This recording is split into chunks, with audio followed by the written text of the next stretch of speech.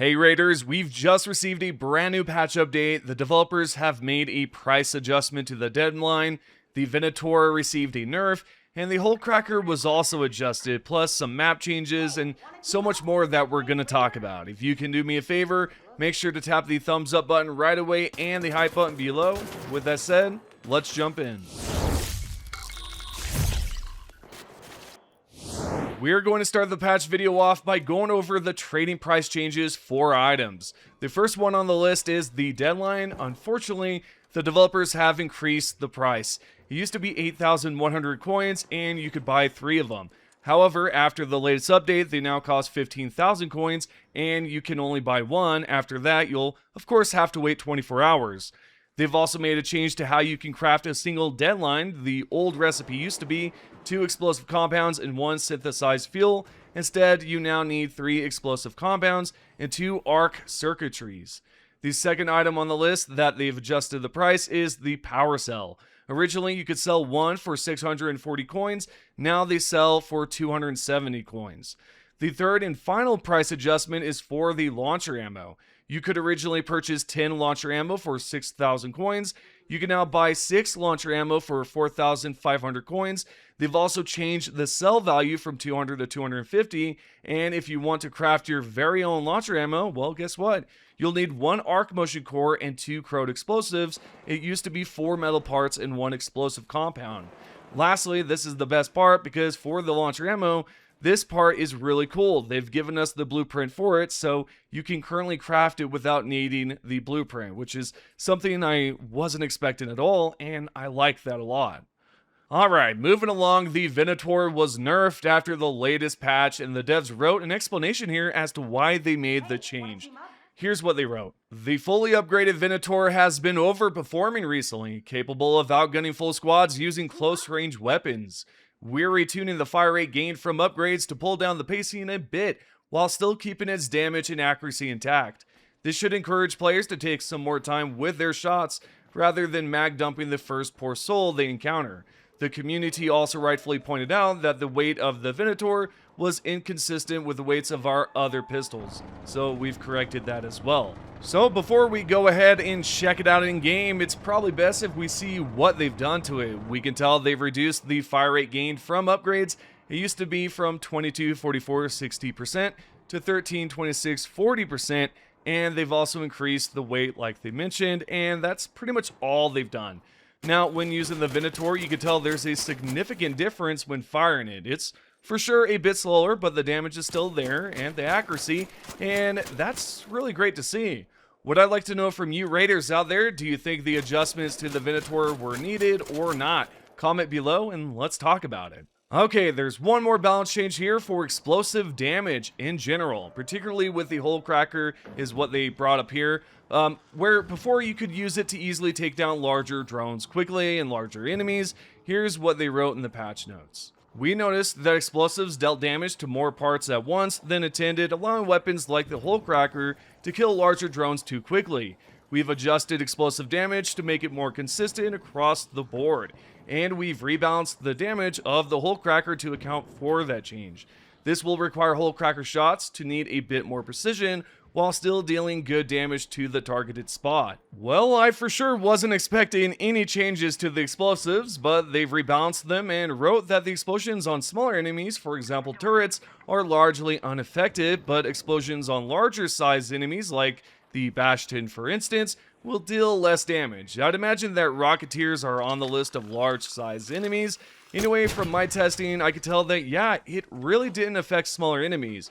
For instance, the drones can still be one-tapped when using it, and that's true for all small-sized enemies. However, using it on the larger ones, it's going to take a bit more damage to defeat even a single large enemy. Overall, those are the only 2 balance changes. Let's now continue on to bug fixes. They wrote in the patch notes that they fixed an issue where Arc could actually call down reinforcements outside of the map, and believe it or not, the Shredder has picked up a few changes here, such as lure grenades being more effective against it, and this specific enemy will move more reliably towards the lure grenade. The movement and handling were updated as well. They've reduced the turning speed, added stiffer suspension, improved the braking, and increased consistency in reaction to impact for steadier behavior in combat. Next, the developers have made one change to the audio. They've reduced the volume attenuation for explosion, tin and ice, and concussion effects to improve clarity. Okay, with the audio improvements aside, we have some map changes. The first one is a general change. If you were using the exploit with the barricades, guess again, they've patched it. Here's what they wrote.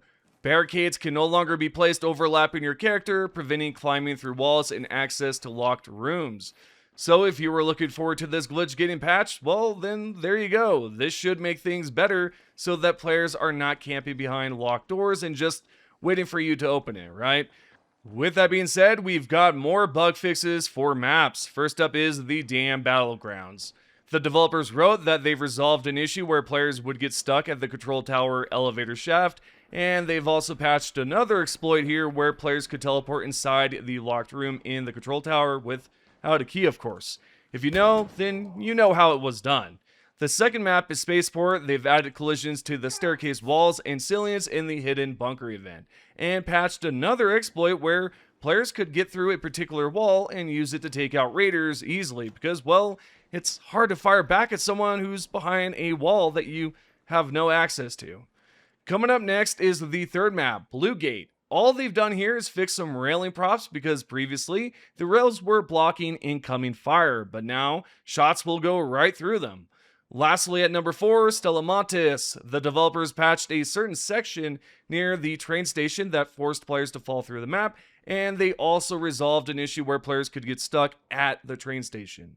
Not only that, but they also adjusted 2 player spawns that were too close to the arc spawn areas. And lastly, they fixed collisions on walls in the business center because previously you could fire right through a certain area.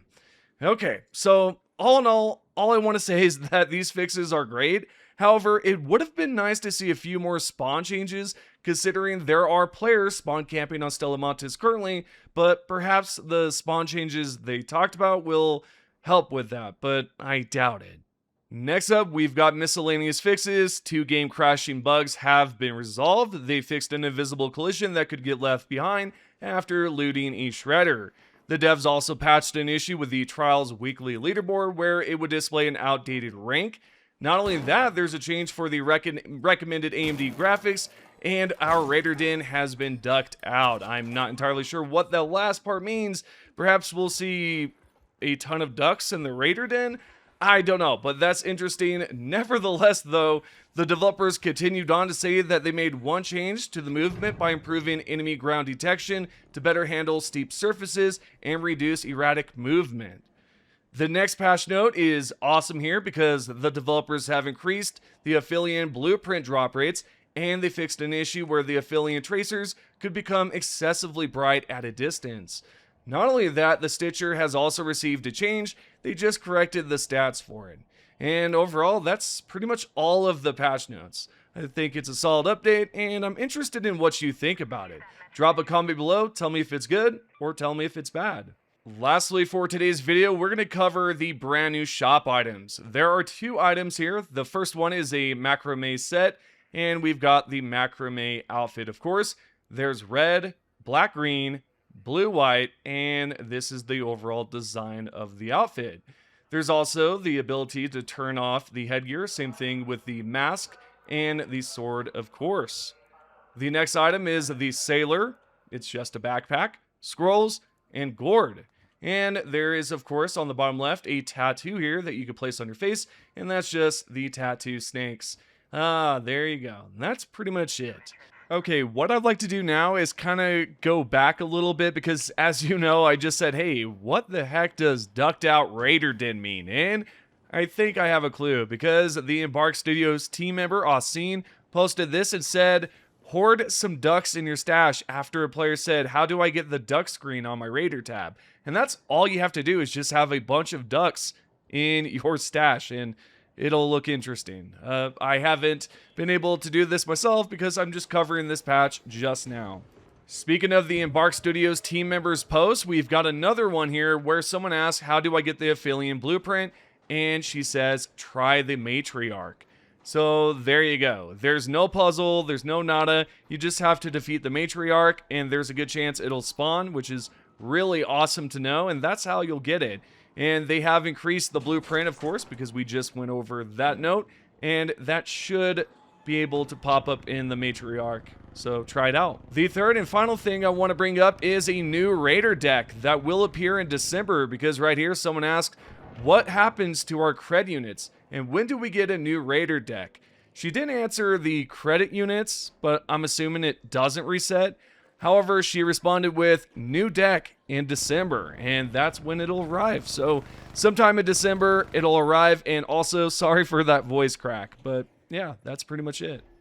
Lastly, we've got the top comments first from Mr. Stumpson that said servers down. And yeah, I experienced that yesterday. I think it's because of the whole Cloudflare situation. If you don't know, well, look it up. The second top comment is by Scooter KBM that said largest donator should be recognized and a statue is to be mounted at Stellamontis in his honor. I love that idea. I think that'd be a heck of a way to just honor a fellow Raider. So that would be sweet to see. The third and final top comment is by Chris Spliffs that says they should name the Raider that donated all of that stuff to unlock Stellamontis. And another recommendation there towards the Raider that donated all the donations or resources. There you go. Those are the top comments. Hope you have enjoyed today's video. If you can, do me a favor by tapping the thumbs up button or the like button, whichever one you like to call it. Subscribe, turn on notifications, and tap the hype button. See y'all in the next video. Thanks for watching.